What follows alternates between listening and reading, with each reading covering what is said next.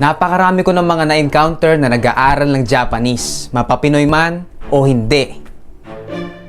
At ilan sa kanila nag-aaral by watching anime. Kasi syempre, paborito natin yun, di ba? Kaya naman ang Japanese nila ay parang anime na din. Na in reality, hindi naman talaga ginagamit sa everyday life. Example, pag gusto mong dumaan. Yamada! Doki! Ore ga toru michi o ageru! 通ってもいいですか？あ、すいません。ありがとうございます。ありがとうございます。すいません。すいません。すいません。 Siyempre, nakadepende sa genre ng anime na pinapanood mo.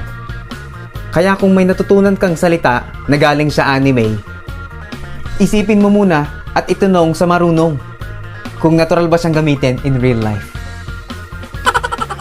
Sa isun yaro. Ay, seno.